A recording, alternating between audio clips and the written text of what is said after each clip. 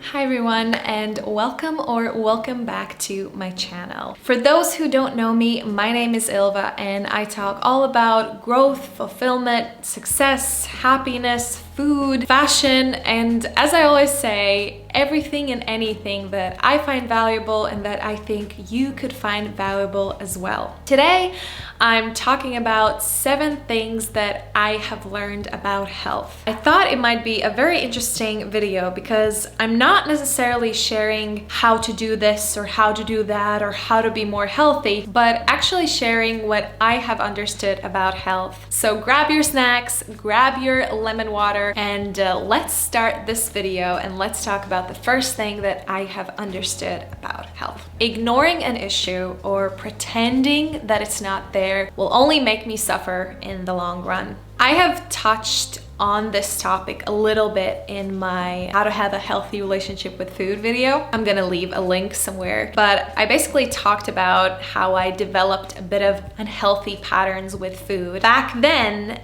I didn't realize it yet, but obviously now I understand it. I used food to kind of suppress other things that I was dealing with. It resulted in just having another thing that I have to deal with, which was having an unhealthy relationship with food, right? Because I used food as kind of a patch for something else. I have kind of realized in my life, and this goes to everything, not just food, that if you don't deal with something, it will only create more and more problems in the long run. And now that I look kind of at my life and all the things where I developed some sort of health issues, most often it was because I didn't pay attention to them right at the start. Even when I don't want to say injured, I never want to say injured because I didn't injure my knee, but I messed it up a little bit. It was because I kind of ignored the red signs and symptoms that there was something wrong and I just kept running. I was training for the marathon for a long time. I have restarted again and I'm doing great. But back when I was doing it at the start of this year, my back would hurt a lot, my knee would hurt a lot, and I just kind of rubbed it off and I didn't pay attention to it. And it led to a point where suddenly during one day I was running outside and I felt such an intense pain in my knee that I just had to stop. Like I couldn't. I realized that there were signs from the beginning that I wasn't running properly, that I wasn't training properly to do such long distances, and I ignored it and it came to that point. This is the first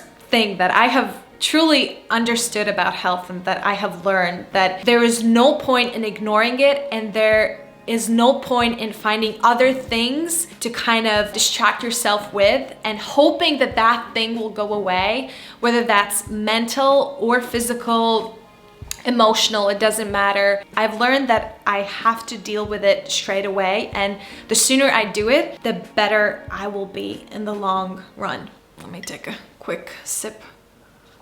Okay.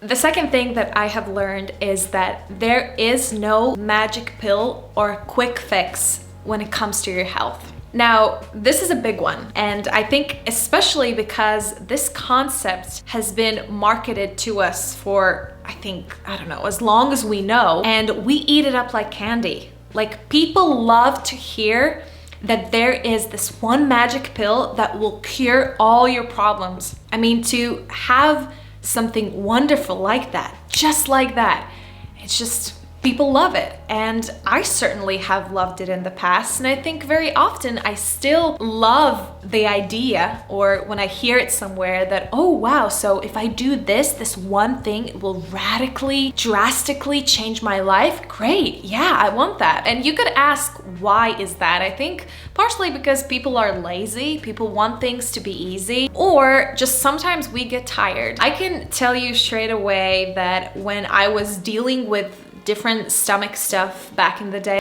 I constantly was hoping for a quick fix. I mean, I would, Google different things, and I would hear or I would read sentences like, try this one thing and like everything will go away. And every single time I would just see that nothing changed. And I would see the next quick thing, the next magic pill, and I would try it again and nothing worked. And I started to be really sad, and I thought that there must be something truly horrible or bad about me that, you know, nothing will ever fix. And by just working through that process and going through that pain and finding different solutions and trying out different things, somehow I came to a conclusion that human bodies are so complex, like unbelievably complex. There is no magic pill. Now, this second thing actually leads me to the third thing that I have learned about health, and that is mental and physical health are linked to one another.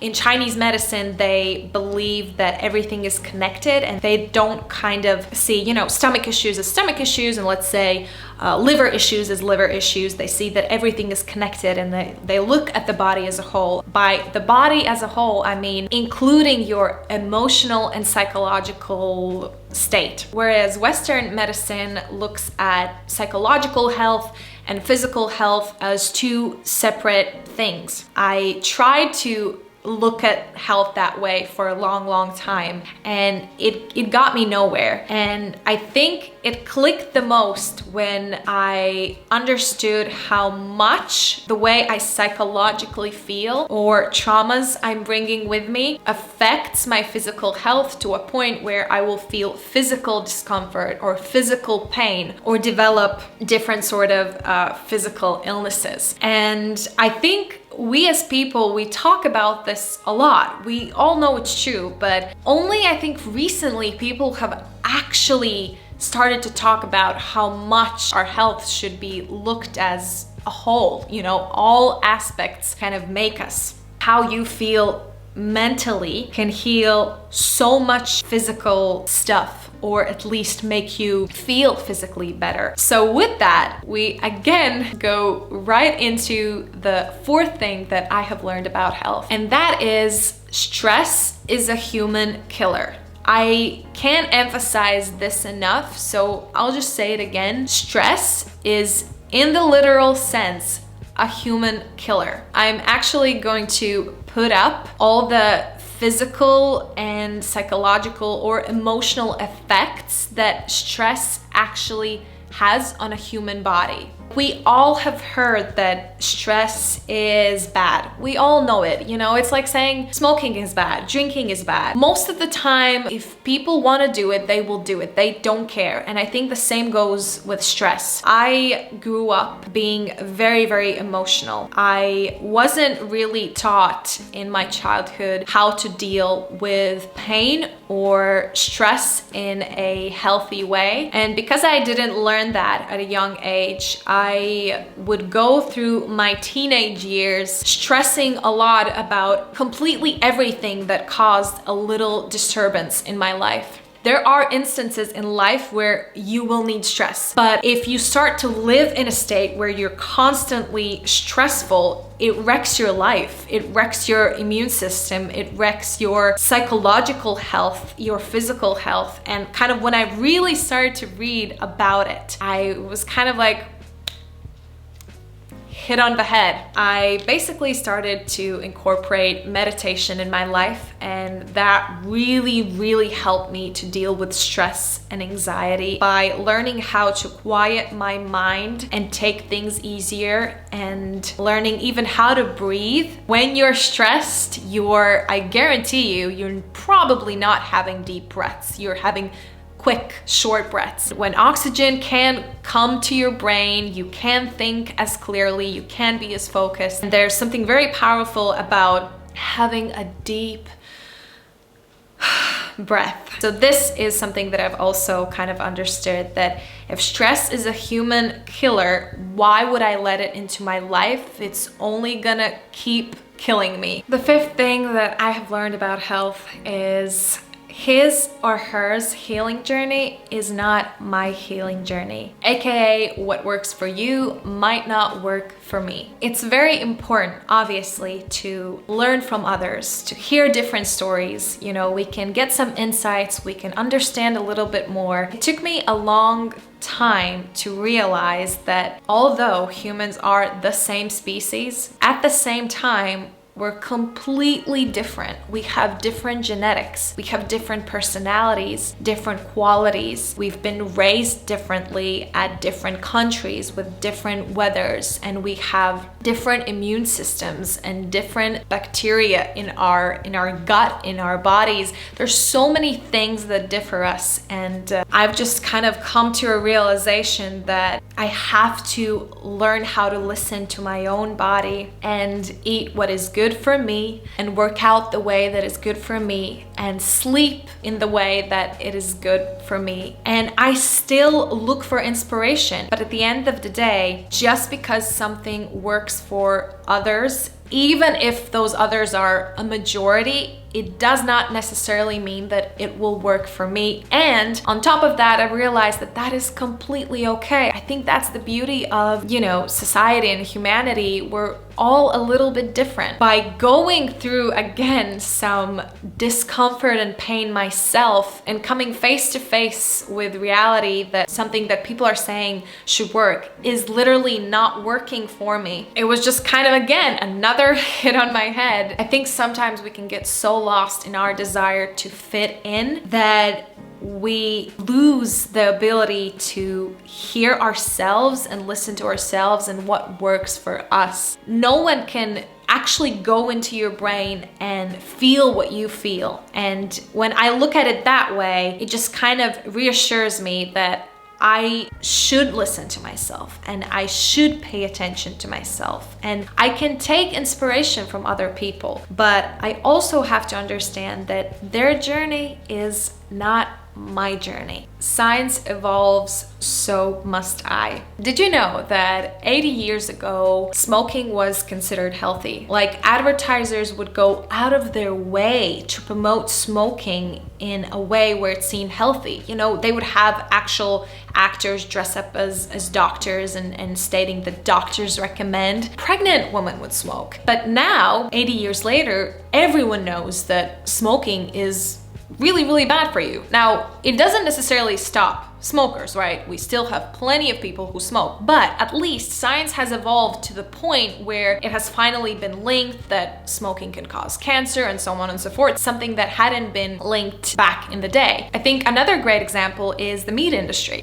For a long, long time, red meat was considered to be healthy and nutritious, but with more research and scientific studies coming out stating the exact opposite, that actually high intake of red meat and processed meats are linked to diabetes, cancer, stroke, other heart-related illnesses, the concept of you need meat or you'll die is just vanishing. Now, I know the meat topic is still pretty controversial and you can kind of find both sides on this, but my point is, it is clear where the science is going. I have learned that it's in my best interests to evolve with science.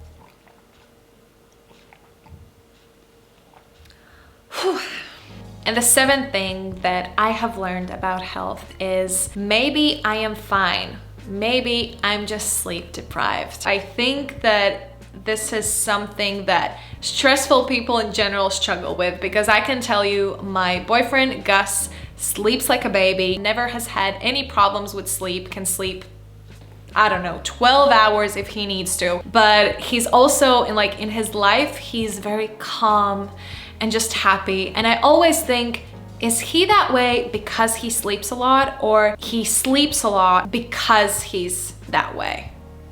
We'll never know. Basically, I came to this realization when years ago I was working night shifts. I was working as a waitress, and I only worked night shifts for a couple of months, and then my manager kind of allowed me to go to day shifts. It was a horrible period because I was studying in uni during daytime and I was often working during the night.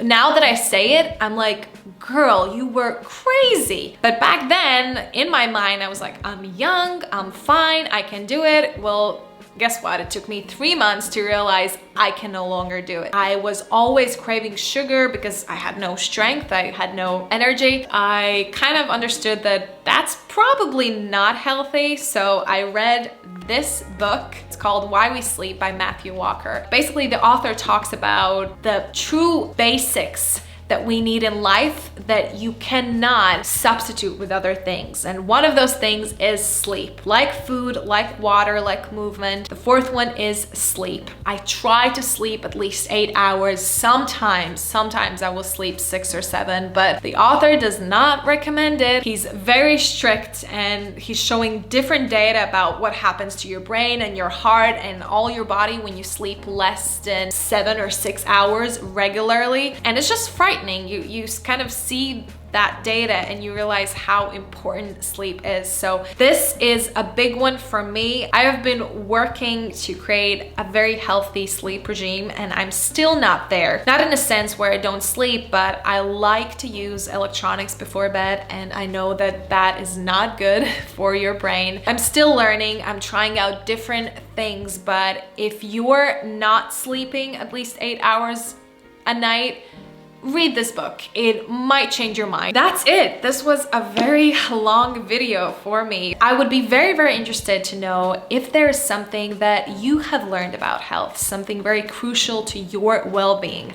Let me know in the comments down below. Also, make sure to follow me on Instagram. Subscribe to this channel if you want to see content like this more often. And thank you so much for watching. I will see you next week. Bye.